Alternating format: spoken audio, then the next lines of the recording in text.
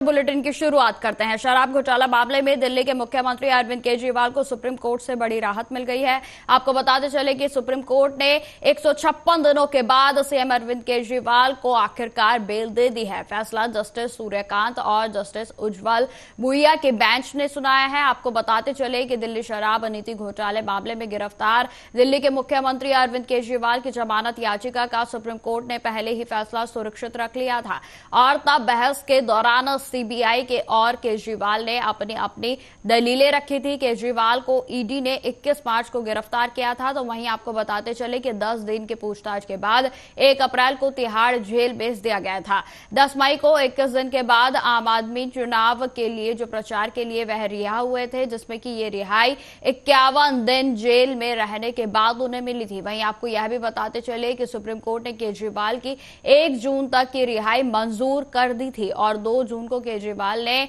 Tihar jail में surrender कर दिया था। और वहीं आपको बताते चले आज यानी 13 सितंबर को अरविंद केजरीवाल की रिहाई होती है, तो कुल जेल में 177 दिन उनको पूरे हो जाएंगे और अगर 21 दिन की रिहाई को कम कर दिया जाए तो कुल केजरीवाल 156 दिन जेल में रहे हैं। और जिसके बाद आज उन्हें जो कोर्ट की ओर से अच्छी खबर सामने आई है, जिसमें कि आपको बताते चले कि उनकी जो याचिका जमानत को लेकर थी उस पर सुप्रीम कोर्ट ने फैसला सुना दिया है और जिसमें अरविंद केजरीवाल को जमानत मिल गई है। और जिसके बाद केजरीवाल के तमाम जो कार्यालय हैं उन पर खुशी का माहौल बना हुआ है, जहां पर आम आदमी के पार्टी के जितने भी कार्यकर्ता हैं वो एक दूसरे को जो मिठाई खिलाते हुए जो है वो दिखाई दे रहे हैं। वहीं आपको बताते चले कि सौरभ भारद्वाज के साथ साथ मनीष सिसोदिया और मंत्री आतिशी भी तिहाड़ जेल के बाहर जो है पहुंची हैं और लगातार आम आदमी पार्टी के महकमे में खुशी का माहौल बना हुआ है।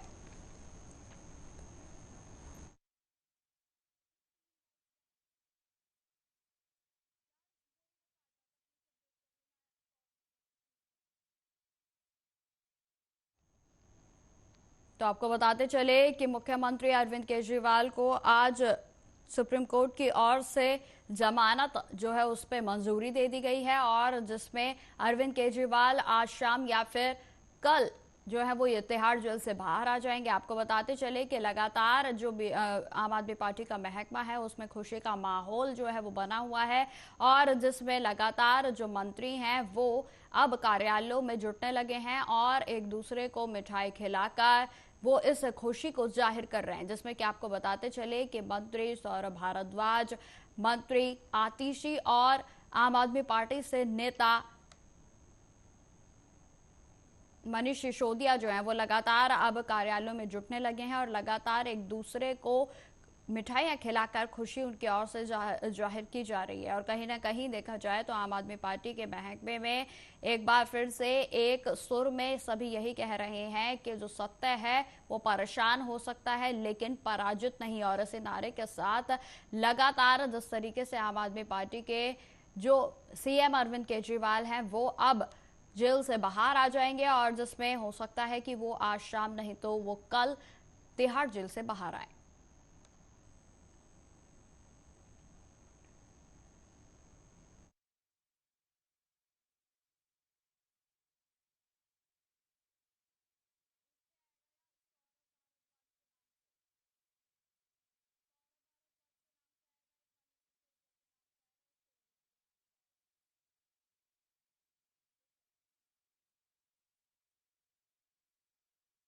बताते चलें कि लगातार आम आदमी पार्टी की ओर से यही कटाक्ष कहा जा रहा था, जिसमें कि केंद्र सरकार को घेरते हुए आम आदमी पार्टी के तमाम कार्यकर्ता इस बात को कह रहे थे कि आम आदमी पार्टी के जो भी नेता हैं उन सभी को ईडी और सीबीआई के द्वारा घेरा जा रहा है। षड्यंत्र के चलते ये तमाम चीजें जो है की जा रही हैं, लेकिन लगातार आम आदमी पार्टी के नेताओं का यही कहना था कि सत्य परेशान बेशक हो सकता है लेकिन पराजित कभी भी नहीं हो सकता। और इसी जो एक वाक्य है इसी पर आज जो है अब कहीं ना कहीं जो भी आम आदमी पार्टी के नेता हैं उनका यही साफ तौर पर कहना है कि सत्य बेशक परेशान हो सकता है लेकिन पराजित नहीं। और आज जिस तरीके से सीएम अरविंद केजरीवाल को अब जमानत की जो अर्जी है उनकी स्वीकार्य हो गई है और उनको जमानत मिल गई है, तो इसमें कहीं ना कहीं अब आम आदमी पार्टी की ओर से लगातार जो है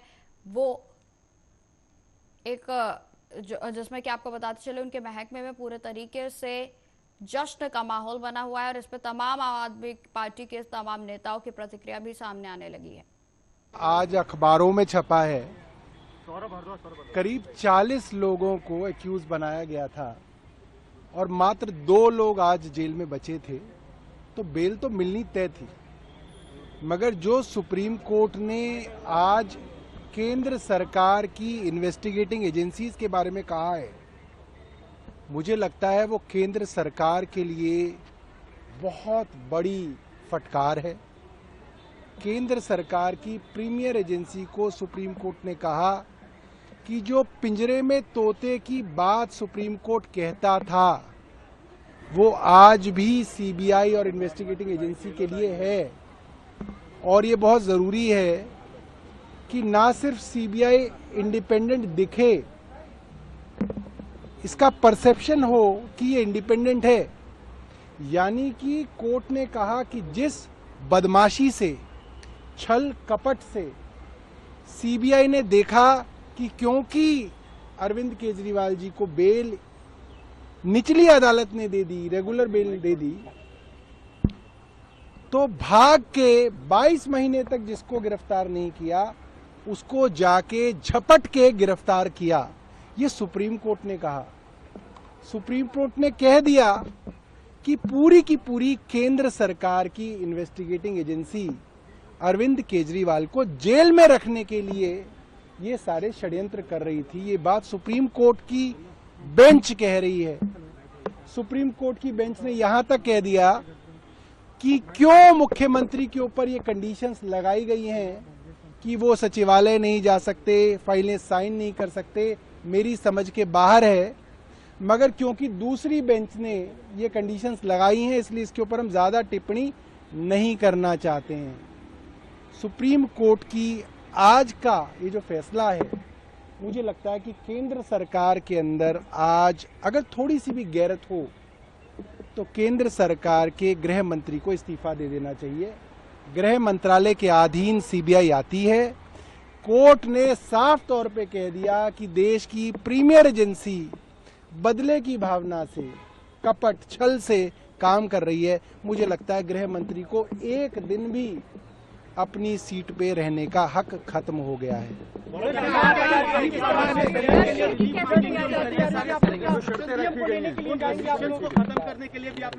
देखिए वो बाकी अभी मैं अंदर घुसा नहीं हूँ।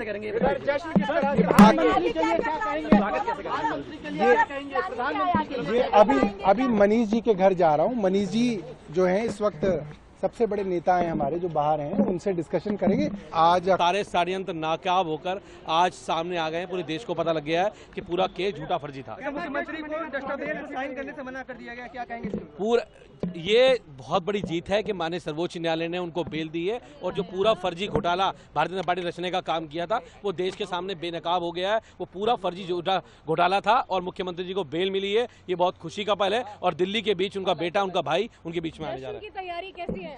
जश्न होगा। जब दिल्ली के मुख्यमंत्री आएंगे तो दिल्ली के लोग बड़ा जश्न मनाएंगे। दिल्ली के लोग पूरी खुशी से ढोल नगाड़ों के साथ उनका स्वागत करेंगे। दिल्ली के बेटे जो अरविंद केजरीवाल जी हैं वो भारतीय जनता पार्टी को, मोदी जी के षड्यंत्र को हराकर आज देश के जेल से बाहर आएंगे। तो एक बार फिर से साबित हो गया है कि अरविंद केजरीवाल जी जैसा सच्चा, ईमानदार, देशभक्त, कट्टर ईमानदार नेता इस देश में नहीं है। जिनको गिरफ्तार करने के लिए भारतीय जनता पार्टी ने हजारों तरह की कुचक्र रचे, हजारों तरह की साजिशें रची, एक कट्टर ईमानदार आदमी को, काम करने वाले आदमी को, जनता के दर्द के, जनता की जिंदगी को संवारने के लिए जो काम कर रहा था, उनको उठा के जेल में डाला। इससे बड़ा पाप लोकतंत्र के इतिहास में नहीं हुआ। आज ऑनरेबल सुप्रीम कोर्ट को हम नमन करते हैं, उनको सलाम करते हैं, उनका धन्यवाद करते हैं। हम इस देश के संविधान का धन्यवाद करते हैं, बाबा साहब का धन्यवाद करते हैं, जिनके बदौलत आज सच्चाई की जीत हुई है। और ये खाली सच्चाई की जीत की बात नहीं है, झूठ भी एक्सपोज हुआ है। जिस तरह से आज ऑनरेबल सुप्रीम कोर्ट में ऑब्जर्वेशन दी गई, कहा गया कि केजरीवाल जी को ईडी की रिहाई से रोकने के लिए सीबीआई का पूरा गिरफ्तारी का मामला रचा गया।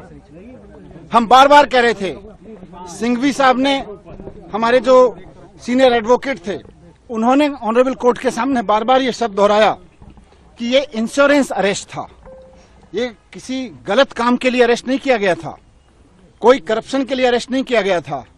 भारतीय जनता पार्टी चुनाव में नहीं जीत पाती, पार्टी को नहीं तोड़ पाती, तो एक इंश्योरेंस अरेस्ट किया गया कि इस आदमी को जेल में डाल दो तो इनकी पार्टी टूट जाएगी, इनकी सरकारें ध्वस्त हो जाएंगी।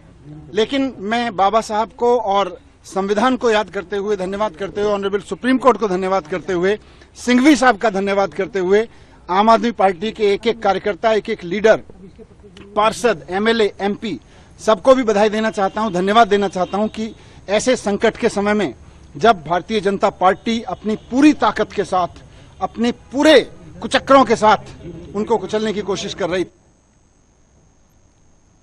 खबरों में आगे बढ़ते हैं। प्रधानमंत्री नरेंद्र मोदी ने बीते कल पैरालंपिक में हिस्सा लेने वाले भारतीय खिलाड़ियों से मुलाकात की। मुलाकात के बाद खिलाड़ियों ने बताया कि पीएम नरेंद्र मोदी ने उन्हें अच्छे प्रदर्शन पर बधाई और भविष्य के लिए शुभकामनाएं दी हैं। खिलाड़ियों ने कहा कि 2028 के पैरालंपिक खेलों में 40 से अधिक पदक आने की पूरी उम्मीद है और पेरिस में भारतीय पैरालंपिक दल ने अब तक का सबसे अच्छा प्रदर्शन करते हुए 29 पदक जीते हैं। हौसला अफजाई के लिए प्रधानमंत्री नरेंद्र मोदी ने रविवार को पैरालंपिक खिलाड़ियों से मुलाकात कर और अगले पैरालंपिक में और भी अच्छा प्रदर्शन करने का लक्ष्य दिया गया। और मेरा एक्सपीरियंस ये रहा कि मैंने बहुत ज्यादा कंपटीशन खेल लिए थे। 2021 से लेके तो मैंने 16 कंपटीशन खेले सर, जिसमें मेरे 14 में मेडल थे, जिसमें 8 में मेरे गोल्ड थे, ब्राउन, सिल्वर। एशियन गेम में भी मेरा सिल्वर था, वर्ल्ड गेम में ब्रॉन्ज था और वर्ल्ड चैंपियनशिप ब्रॉन्ज था। तो सर मेरा डर निकल गया था, ओलंपिक का इतना प्रेशर नहीं था क्योंकि मैंने कंपटीशन बहुत ज्यादा खेल लिए थे सर। तो सर मेरा एक्सपीरियंस ये है कि थोड़ा सा प्रेशर था। तो हमारे देवेंद्र भाई साहब, झांझड़िया जी भाई साहब ने मेरे से एक बात बोली थी कि अपने को अपना बेस्ट देना है। बोला था कि जो आप प्रैक्टिस में करते हो वही आपको करना है। और सर मेरे कोच हैं, उनका भी, मेरे मनोहर अंजार जी, उनका बहुत आशीर्वाद दिया, क्योंकि हम लोगों को संभालना मुश्किल ही नहीं, नामुमकिन है। क्योंकि सर हम हर कहीं टकरा जाते हैं और कोई हमसे आके टकरा जाता है। तो मैं उनसे पूछता हूँ आप ब्लाइंड हो कि मैं ब्लाइंड हूँ। सर बहुत बार ऐसा होता है, तो बस सर के हाथ पकड़ के चलते, हाथ पकड़ के आते हैं, तो थोड़ा बहुत जो दिखता है उसमें अपना काम कर लेते हैं सर। और सर आपका बहुत आशीर्वाद रहा। अच्छा कपिल, उस दिन तुमने मुझे बताया कि स्टेडियम में से कपिल कपिल कपिल इतनी आवाज आ रही थी। जी सर। तो मैं मेरे कोच की सूचनाएं सुन नहीं पा रहा था। वो मैं एक्चुअली एक्सपीरियंस करना चाहता हूँ, कैसे आपके कोच कहाँ है सर? हाँ जरा बताइए क्या मुश्किल होता है। सबसे अहम बात है ब्लाइंड जूडो में कि जो इंस्ट्रक्शन हम लोग बाहर से देते हैं, जो इनको सिखाया जाता है, उसमें हम लोग एक कोडिंग करते हैं कि जब हम जाएंगे तो ये बोलेंगे तो तुम्हें ये करना है, क्योंकि वहां दिखता तो है नहीं कुछ। तो उस दिन हमारे 2 मैट एरिया थे। एक मैट पे हमारी बाउट चल रही थी फाइट, और दूसरे पे जो है वो फ्रांस की फाइट चल रही थी। और फ्रांस की फाइट में इतना शोर हो रहा था, करीब 15 से 18 हजार दर्शक वहां थे। तो जिसकी वजह से जब ये सेमीफाइनल खेलने गए तो जो मैं बोल रहा था वो ये नहीं समझ पा रहे थे। और डेफिनेटली क्योंकि सेमीफाइनल का एक प्रेशर था, और जो खिलाड़ी था ईरान का, उससे पहले ये फाइनल में एशियाई खेलों में हारे थे, तो यकीनन उसका भी प्रेशर होगा। तो इस वजह से ये उस दिन हमें भारत के लिए गोल्ड मेडल नहीं ला पाया। तो सामने का जो कोच होगा वो भी अपने प्लेयर को इसी प्रकार से सूचना करता होगा? जी, वो भी। अब ये डिपेंड करता है कोच टू कोच कि वो, जैसे हमारा इनका टाइप, जो भी हमारे कोचेज और जो खिलाड़ी उनके साथ ये है कि हम लोग ये देखते हैं कि कौन किस तरीके से सिखाता है, तो हम डिफरेंट उसकी जो है सोच में, मतलब कोच को भी औरों से अपने आप को अलग सीक्रेट रखना पड़ता है। बिल्कुल बिल्कुल। अच्छा। क्योंकि वही चीज हम कहेंगे वो कहेगा तो फिर नहीं समझ पाएगा। अच्छा, आपको अगर इसको कहना है कपिल को जी कि कपिल बाएं ओर से ठोको, तो क्या बोलेंगे? और मैं देश में एक कल्चर पैदा करना चाहता हूं। वो कल्चर ये है कि देश के हर नागरिक को समाज में जिनके जीवन में इस प्रकार की कठिनाई है, जो हमारे दिव्यांग जन है, उनकी तरफ देखने का दृष्टिकोण बदले।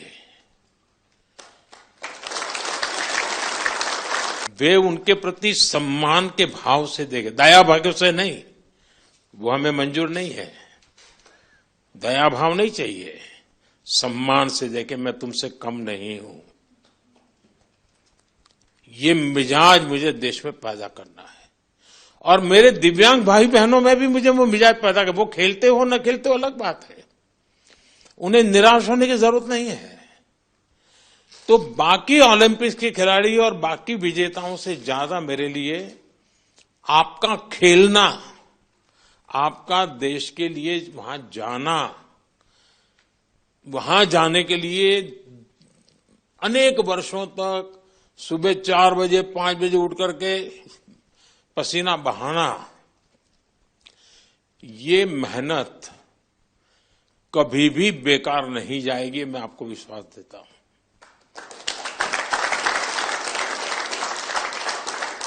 क्योंकि अब आपके लिए भी,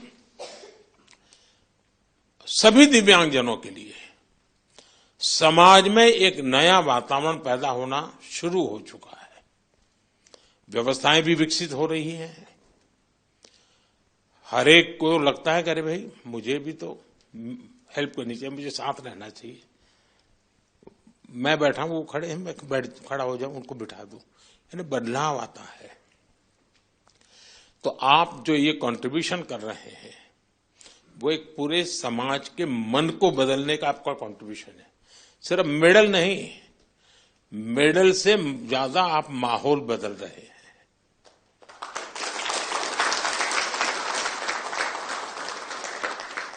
हर दिव्यांग जन के मन में आप एक विश्वास पैदा कर रहे हैं। देश में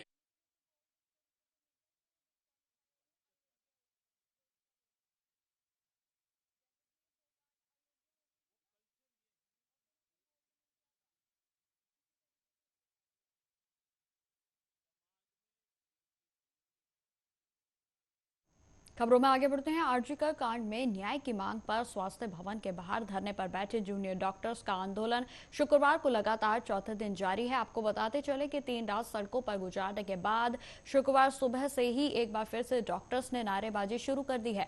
बीते मंगलवार से जूनियर डॉक्टर्स और स्टेट गवर्नमेंट के बीच शर्तों का जो पेचीदगी है वो लगातार बढ़ती ही जा रही है, और इन्हीं पेचीदगियों की वजह से ये बैठक भी नहीं हो पाई है। आपको बताते चले कि स्वास्थ्य भवन में जूनियर डॉक्टर्स का विरोध प्रदर्शन लगातार जारी है, और मामले में पश्चिम बंगाल की मुख्यमंत्री बनर्जी ने कहा कि मैंने जूनियर डॉक्टर्स के साथ बैठक करने की पूरी कोशिश की। मैंने 3 दिन तक उनका इंतजार किया कि वे आएं और अपनी समस्या का समाधान करें। यहां तक कि जब उन्होंने सुप्रीम कोर्ट के फैसले को स्वीकार नहीं किया, तब भी मैंने अपने मुख्य सचिव, गृह सचिव, डीजी और मेरे राज्य के मंत्री सहित अपने शीर्ष अधिकारियों से 3 दिन तक इंतजार उनके द्वारा जो है किया गया, ऐसा उनकी ओर से जानकारी दी गई। आगे उन्होंने यह भी कहा कि मुझे खेद है कि मैं इस देश और दुनिया के लोगों से माफी मांगती हूं कि जो डॉक्टर्स का समर्थन कर रहे हैं कि अपना समर्थन दें, और मुझे कोई समस्या नहीं है। हम लोग आम लोगों के लिए न्याय चाहते हैं। Ways to sit with the junior doctors. I spent 3 days for them. Waiting that they should have come, they should have settled their problem. Even when they didn't accept the verdict of the Supreme Court. Instead of that also, I waited 3 days with my highest officials, including Chief Secretary, Home Secretary, DG and my MOS. But I am sorry, I apologize to the people. I apologize to the people of this country and the world people who are supporting them. Please give your support. I don't have any problem. We want justice for Tilottama. We want justice for common people. We want justice for treatment for common people. We want that, as per Supreme Court instruction, they must join their duty. Though 3 days are over after the Supreme Court verdict, instead of that also we are not taking any disciplinary action, because sometimes we have to tolerate. It is their duty to tolerate sometimes. तो फिलहाल इस bulletin में इतना ही। देश दुनिया की तमाम खबरों की जानकारी के लिए बने रहे हमारे साथ। नमस्कार।